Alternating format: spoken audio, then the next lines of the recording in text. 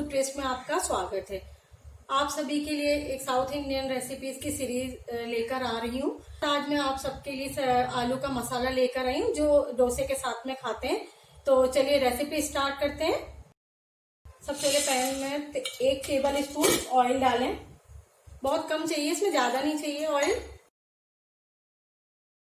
यहाँ मैं 3 आलू लिए हैं, मीडियम साइज के उबले आलू, जिनको इस तरह से टुकड़े में कट कर लिए हैं।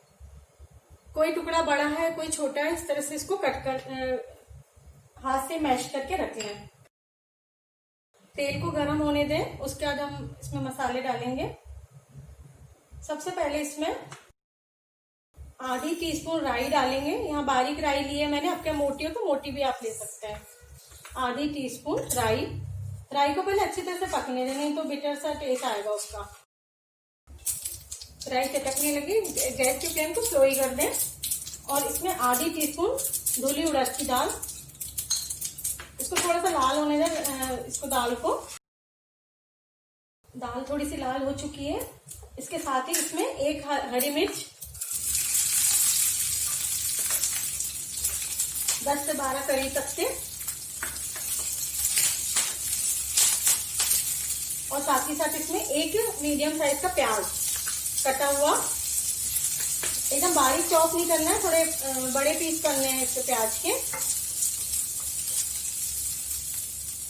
और इसको पकने दें अच्छी तरह से। इसमें थोड़ा सा नमक डाल देते हैं जिससे प्याज जल्दी गल जाए। आधी टीस्पून नमक। प्याज गल चुकी है। हमें प्याज को ब्राउन नहीं करना है, इसमें सिर्फ पकानी है प्याज को। इसमें बहुत ज्यादा ब्राउन प्याज अच्छी नहीं लगती डोसे में। गल चुकी है प्याज अच्छी तरह से। अब इसमें आधी टीस्पून हल्दी।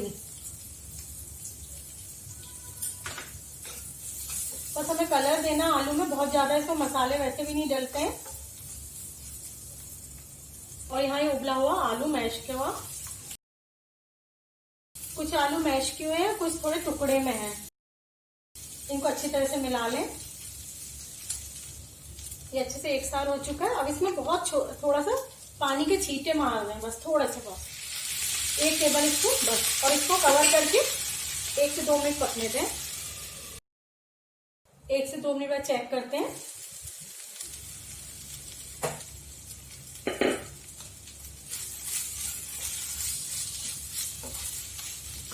तैयार है, गैस ऑफ कर दें।